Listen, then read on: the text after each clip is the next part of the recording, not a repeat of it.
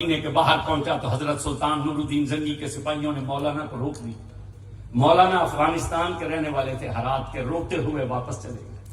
اگلے سال پھر حج پر آئے، جب قافلہ حج کر کے مدینے جانے لگا، مولانا نے کہا قافلے والوں ایسا کرو، مجھے اپنی بھیڑ بکریوں کے ریوڑ میں شامل کر کے لے اسی طرح میں مدینے چلا جاؤں۔ ادھر سے مولانا ریوڑ میں شامل ہو کر چلے، ادھر حضور نے سلطان نور الدین زنگی رحمت اللہ علیہ سے فرمایا نور الدین وہ آ رہا ہے اور بھیڑ بکریوں کے ریوڑ میں شامل ہو گیا، اسے روک۔ نور الدین زنگی نے سپاہی کھڑے کیے، پھر روک دیے گئے، مولانا روتے ہوئے واپس چلے گئے۔ تیسرے سال پھر حج پر آئے نا، تو مولانا نے کہا ایسے کرو، مجھے کسی پیٹی میں بند کر کے اپنے ان اونٹوں میں سے کسی اونٹ پر لاد دو جن پر تم نے دانا اور اناج لادا ہوا ہے۔ انہوں نے ایک پیٹی میں بند کر کے ایک بوری میں انہیں لاد دیا۔ جب قافلہ چلا، ادھر سے حضور نے نور الدین زنگی رحمت اللہ علیہ کو فرمایا نور الدین وہ آ رہا ہے اور پیٹی میں بند ہو کے آ رہا ہے۔ نور الدین نے ہاتھ جوڑ کر کہا یا رسول اللہ مجھے اجازت دے میں اس کا سر قلم کر دوں۔ حضور نے فرمایا خبردار، بے ادبی بھی نہ کرنا، ہمارا عاشق ہے۔ جڑے عاشق ہیں نا سبحان اللہ اونچی بول سکتے ہیں۔ حضور نے فرمایا خبردار، بے اونچی آواز بھی نہ کرنا، عاشق ہے۔ نور الدین کانپ گئے، انہوں نے کہا حضور عاشق ہے تو آپ آنے کیوں نہیں دیتے؟ حضور نے فرمایا سن، وہ ہمارے عشق میں اتنا فنا ہو چکا ہے، اگر وہ ہماری مزار پر آ کر کہے گا نا السلام علیکہ یا رسول اللہ، ہمیں قبر انور سے نکل کر اسے اپنے سینے سے لگانا پڑے گا۔ نے ہاتھ باندھ کر کہا یا رسول اللہ آپ نے حکم تو دے دیا لیکن ہزاروں اونٹ ہیں، ہزاروں اونٹوں پر ہزاروں بوریاں لدی ہیں، مجھے کیسے پتا چلے گا وہ کون سے اونٹ کی کون سی بوری میں لگا ہوا ہے؟ سینکڑوں اونٹ ہیں، ہزاروں بوریاں، مجھے کیسے پتا چلے گا کہ وہ کون سے اونٹ کی کون سی بوری میں؟ جب نور الدین زنگی نے یہ کہا نا تو حضور مسکرائے، آپ نے فرمایا نور الدین سن، وہ عاشق ہے۔ سبحان اللہ، ہاں بس بول ہی سکتے ہیں جنہوں نے حضور دے عشق دی جاگ لگی ہوئی۔ حضور نے فرمایا نور الدین سن، وہ عاشق ہے اور عاشق کی نشانی یہ ہوتی ہے وہ چپ نہیں رہ سکتا۔ سبحان اللہ، اے جڑے ہن چپ بیٹھے نے نا ہن تائیں اے ذرا سوچن بھی اساں کیوں نہیں بول دے پے۔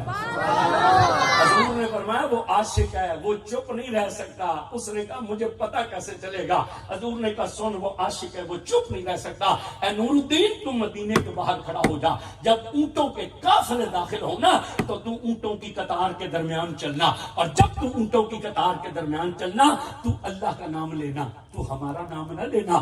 جب تو اس اونٹ کے قریب پہنچے گا جس کی پیٹی میں وہ لدا ہوا ہے، وہ پیٹی کھول کر باہر نکل آئے گا اور تیرا دامن پکڑ کر کہے گا اور رب کا نام لینے والے میرے یار کا نام کیوں نہیں لے رہا؟ میرے یار کا نام کیوں نہیں لے رہا؟ اس لیے عاشق ہو کر بیٹھیے، عاشق چپ نہیں ہوتے۔ اس مائی نے 80 مولویوں سے کہا میں اسے سمجھانے کے لیے آئے ہوں۔ انہوں نے کہا اماں ہم نے جتنے سوال کیے اس نے جواب دیا۔ مائی نے کہا میں نے سوال نہیں کرنا۔ مائی گئی، اس نے اس عالم سے کہا میں تجھے سمجھانا چاہتی ہوں کہ نہ یہ بات کر یہ یا علی کی شان ہے یا نبی کی شان ہے۔ اس نے کہا مائی یہاں بڑے بڑے عالم نکل گئے، تو کیا چیز ہے؟ کوئی سوال کرنا ہے تو سوال کر۔ مائی نے کہا سوال نہیں کرنا، تجھے سمجھانا ہے، باز آ جا۔ مولوی جب باز نہ آئے نا، مائی نے کہا مولوی سن، پھر تو کہتا ہے کہ سوال کرو جو میں پوچھ جو چاہو پوچھو۔ اس نے کہا نہ قرآن سے سوال ہے، نہ حدیث سے ہے، نہ فقہ سے ہے، نہ صرف سے ہے، نہ نحو سے ہے، نہ حدیث سے ہے۔ میرا سوال دنیا کے کسی علم سے نہیں، میرا ایک سادہ سا سوال ہے، یہ جو پگڑی باندھ کر بیٹھا ہوا ہے مجھے اتنا بتلا دے اس کے وال کتنے ہیں؟ سبحان اللہ، سبحان اللہ۔ تو نے کہا نا جو چاہو پوچھو، صرف اتنا بتلا دے یہ جو پگڑی باندھے ہوئے اس کے بال کتنے؟ مولوی کے پیروں سے زمین نکل گئی۔ یہ 33 سال ہو گئے ہمیں تقریر کرتے ہوئے، سبحان اللہ، اور اتنے ہی عرصے سے پگڑی باندھ رہے ہیں، لا الہ الا اللہ محمد رسول اللہ، وضو سے کھڑا ہوں، ہمیں بھی نہیں پتا کہ جب پگڑی باندھتے تو اس کے بال کتنے۔ سبحان اللہ۔ اس نے کہا مولوی صرف اتنا بتلا دے تیری پگڑی کے بال کتنے؟ مولوی کے پیروں سے زمین نکل گئی۔ دعویٰ کیا تھا سلونی اما شئتم، او مجھ سے جو مرضی پوچھو۔ جب آ گیا نا پسینہ تو مائی مسکرائی۔ اس نے کہا چل مولوی سر پر پگڑی کے بعد بال نہیں بتلا سکتا. میں تجھے اتنی رعایت دیتی ہوں, پگڑی اتار کر گن کر بتا دو. اتنی رعایت دیتی ہوں, پگڑی اتار کر گن کر بتا دے. مولوی کو لگا جھٹکا, اس نے کہا یہ تو کام ہی بڑا آسان ہے. جب اتاری نا پگڑی تو پگڑی کھل گئی. جب پگڑی سر سے اتاری تو پگڑی, مائی اٹھی, دامن جاڑا اور دروازے سے نکلنے لگی تو مڑی اور مڑ کر کہنے لگی مولوی تجھے یہی سمجھانے آئی ہوں, علی نال مقابلہ نہ کریں, علی نال مقابلہ کریں پگاں کھل جاندیاں نے. علی نال برابری نہ کریں, علی نال برابری کریں پگاں. اب سوچ لو وہ مرد کتنا دلیر ہوگا جسے رب نے کہا یہ ہمارا شیر ہے. خطبہ دے رہے تھے مولا, ایک شخص بیچ میں سے اٹھا, اس نے کہا یا علی ہم نے حضور کو نہیں دیکھا, آپ نے حضور کو دیکھا ہے, بتلائیے حضور کیسے تھے. سبحان اللہ. آپ نے حضور کو دیکھا. کس نے کہا؟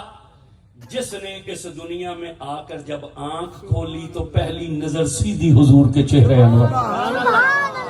اچھا وہ قدرتی آج پہناوا ہمارا بالکل ہی کالا ہے. کئی بندے یہی نہ سوچیں آتے ہی نبی سے علی پر چلا گیا یہ کہیں اندر سے شیعہ ہوگا. کالے کپڑے پہننے سے بندہ نہیں شیعہ ہوتا, اس کے لیے اندر سے کالا ہونا ضروری ہوتا ہے. صرف کپڑے کالے ہیں, اندر کلیجہ صدیق اکبر کی محبت سے روشن ہے, سینہ جو ہے وہ حضرت عمر کے پیار سے روشن ہے, اور دل جو ہے وہ عثمان غنی کی محبت سے روشن ہے, اور پنجتن کی محبت سے روشن ہے. صرف چونکہ موضوع حضور کے حسن کا تھا تو سوال کس سے کیا کہ آپ نے حضور کو دیکھا, اس سے جو کعبے میں پیدا ہوا. تو آنکھیں نہ کھولی تو ماں نے کیا کیا, علی کو لپیٹ لیا کپڑے میں. سبحان اللہ. لپیٹ لیا, ہر ماں لپیٹتی ہے. بولے نہیں آپ ملتان والوں بولنا پڑے گا. انہوں نے مجھے تقریر کے لیے 50 منٹ دیا, اگر آپ نہ بولے تو پھر میں 1 گھنٹہ 50 منٹ دوں گا.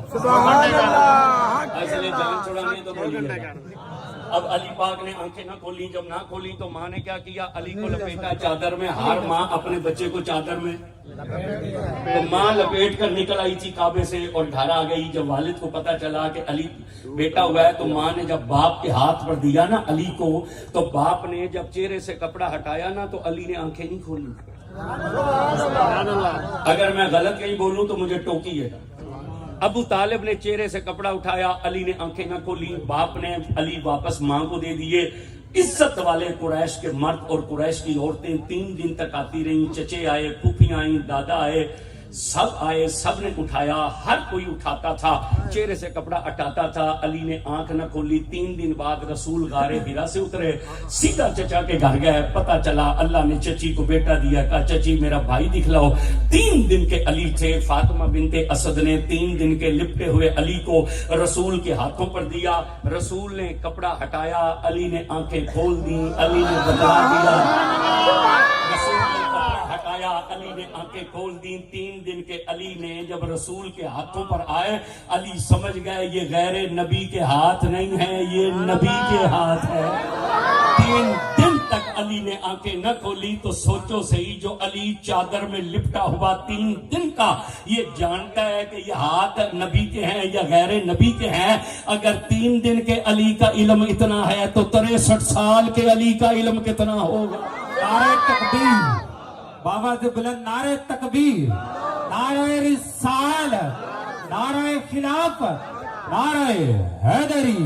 اگر 3 دن کے علی کا علم اتنا تو 63 سال کے علی کا علم کتنا ہوگا. اس نے کہا آپ نے حضور کو دیکھا ہے, ہم نے نہیں دیکھا. بتلائیے حضور کیسے تھے. کس سے پوچھا کہ جس نے دنیا میں آ کر نظر کھولی تو آنکھ سیدھی حضور کے چہرے پر. کہا آپ نے حضور کو دیکھا, ہم نے حضور کو نہیں دیکھا. حضور کیسے تھے. مولا نے کہا سن, تو نے ہم سے پوچھا حضور کیسے تھے. آپ نے فرمایا سن, حضور کا قد مبارک لمبا نہیں تھا, لیکن جب حضور لمبے قد والوں میں کھڑے ہوتے تھے تو سب سے اونچے حضور نظر آتے. آپ نے فرمایا حضور کی گردن مبارک لمبی نہیں تھی, لیکن جب حضور کسی محفل میں بیٹھتے تھے تو سب سے اونچی گردن حضور کی نظر آتی. آپ نے فرمایا سن, حضور جب چلتے تھے تو یوں لگتا تھا جیسے کوئی بلندی سے نیچے کی طرف اتر رہا ہے. ملا علی قاری نے مولا علی کے اس قول کی شرح بیان کرتے ہوئے کہا, اللہ نے کہا اے پیارے محمد, تیرا مرتبہ اتنا بلند ہے کہ کوئی پیغمبر بھی تیرے رتبے پر نہیں جا سکتا. یہ تو پھر मोहम्मद से ही महबूब, अब फैज देने के लिए तुझे ही ऊपर से नीचे उतर कर इन्हें फैज देना पड़ेगा। अली फरमाते रसूल चलते थे तो यूं लगता था जैसे कोई बुलंदी से नीचे की तरफ आ रहा है। आपने कहा सुन, हज़रत अली ने रसूलुल्लाह की हथेलियों और रसूलुल्लाह के तलवों से नरम कायनात का कोई रेशम नहीं देखा। यहाँ पर हम हजरत अनस की हदीस पढ़ेंगे। अनस बिन मालिक कहते हैं कि मैं रसूलुल्लाह का खादिम था, 10 साल मैंने नबी पाक की खिदमत की। फरमाते हैं जब हजूर मदीने आए ना तो मदीने के लोग हाजिर हुए। किसी ने ऊंट पेश किया, किसी ने घोड़ा पेश किया, किसी ने बकरियां पेश की, किसी ने यमन की चादरें पेश की, किसी ने दिरहम दिनार पेश किए। फरमाते मैं गरीब माँ का बेटा था, हमारे घर में कुछ नहीं था, मेरी उम्र 4 या 5 साल थी। मेरी माँ ने मेरा हाथ पकड़ा, रसूलुल्लाह के दरबार में जाकर कहा या रसूलुल्लाह, लोग ऊंट पेश कर रहे हैं, घोड़े पेश कर रहे हैं, बकरियां पेश कर रहे हैं, की चादरें पेश कर रहे हैं, दिरहम दिनार पेश कर रहे हैं। मैं मदीने की एक गरीब औरत हूं, मेरे पास देने के लिए कुछ नहीं, ये मेरा एक बेटा है, मैं इसे ले आई हूं, इसे ही कबूल कर लीजिए। हज़रत अनस कहते हैं रसूलुल्लाह ने मुझे कबूल कर लिया। ये जो कॉलेजिएट लड़के हैं, इनकी फर्स्ट ईयर की इंग्लिश की जो किताब है उसका पहला लेसन है प्रॉफिट ऑफ द मर्सी, और उसका पहला स्टैंजा यही है, हज़रत Anas said I was the servant of Holly profit सल्लल्लाहु अलैहि वसल्लम and I serve the Holly profit सल्लल्लाहु अलैहि वसल्लम 10 इयर्स। मैं रसूलुल्लाह का नौकर था, 10 साल मैंने हजूर की खिदमत की। अनस कहते हैं सुनो, मैं हजूर के घर में रहता था, सहाबा हजूर से मिलने के लिए आते थे तो खाली नहीं आते थे। सुभान अल्लाह। ये आज जब हम अपने पीर खानों और आस्थानों पर जाते हैं ना तो जाते हुए कुछ ना कुछ ले जाते हैं, कई लोगों को इससे तकलीफ होती है। सुभान अल्लाह। मैं उमूमी तौर पर ये बातें तो नहीं करता, लेकिन आपके समझाने के लिए करता हूँ। ये लोग जाते हैं अपने पीर खाने, कोई ले जाते हैं, कोई खजूरें ले गए, कोई चीज भी ले गए, थोड़ी सी जो भी तौफीक होती है।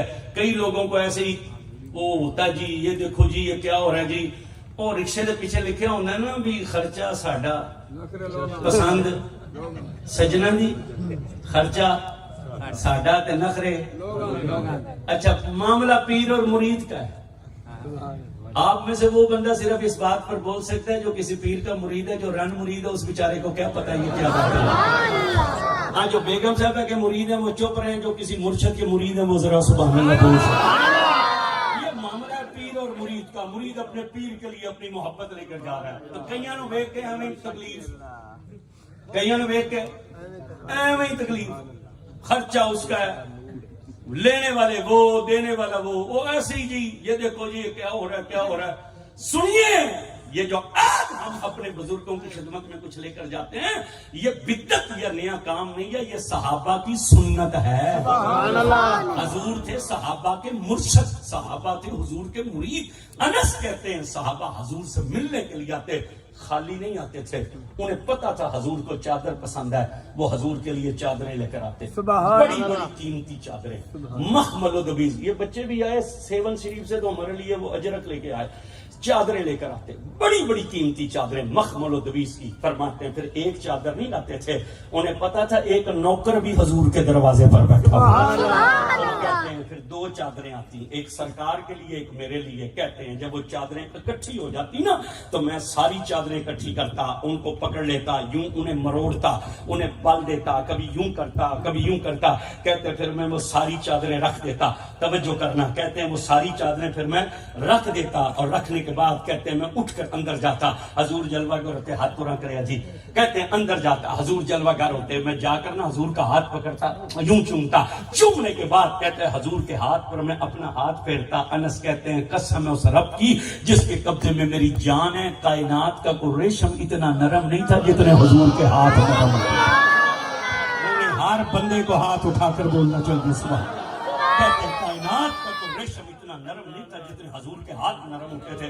अनस कहते हैं सहाबा हजूर से मिलने के लिए आते, खाली नहीं आते थे। उन्हें पता था हजूर को इत्र बहुत पसंद है, वो सरकार के लिए खुशबू लेकर आते। ये सुन्नत है रसूलुल्लाह की। कोई पैसे अपने ऊपर खर्च लेने चाहिए, कोई 150-200 रुपए अपने ऊपर भी लगा लेने चाहिए। इत्र खरीदा करो, जेब में रखा करो, इस्तेमाल किया करो। एक सुन्नत जिंदा करने का सवाब 100 शहीदों के बराबर है। सुभान अल्लाह।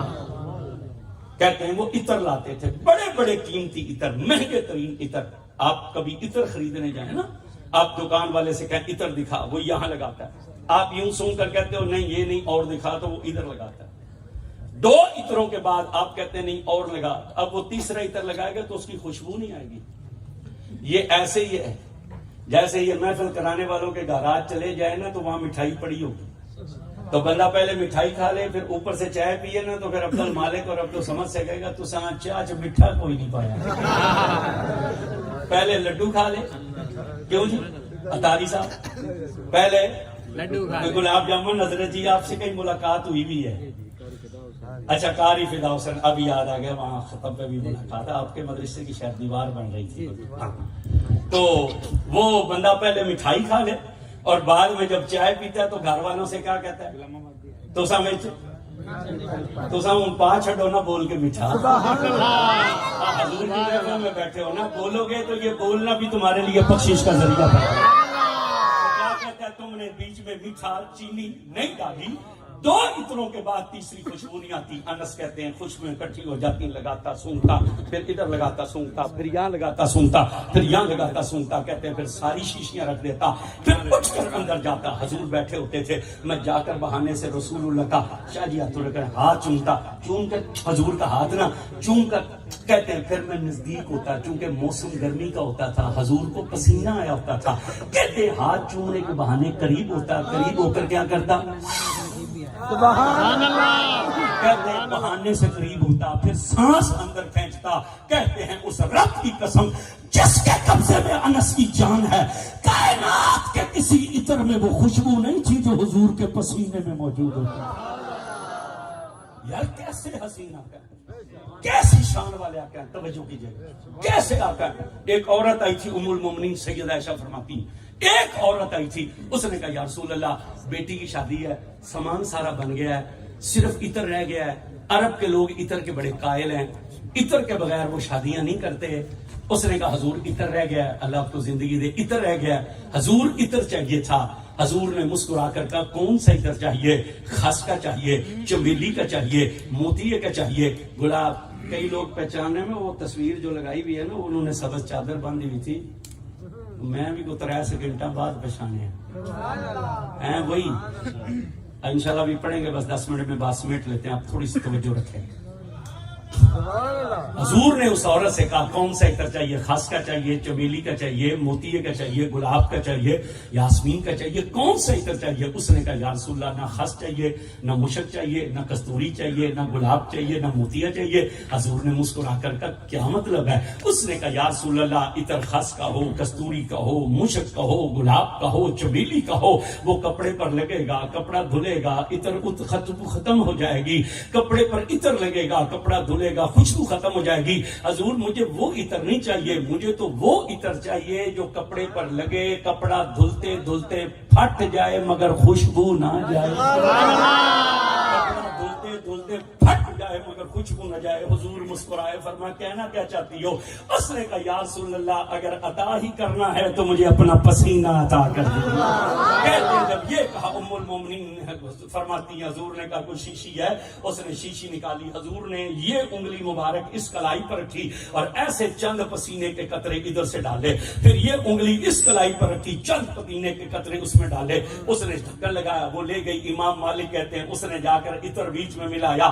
اس کی بیٹی نے عطر لگایا. دلہن کی رخصتی ہوئی شب باشی ہوئی. اسے امید ہو گئی جو بیٹی پیدا ہوئی اس میں سے حضور کی خوشبو آتی تھی. امام مالک فرماتے ہیں 7 پشتوں تک ان کی نسل میں حضور کی خوشبو آتی رہی.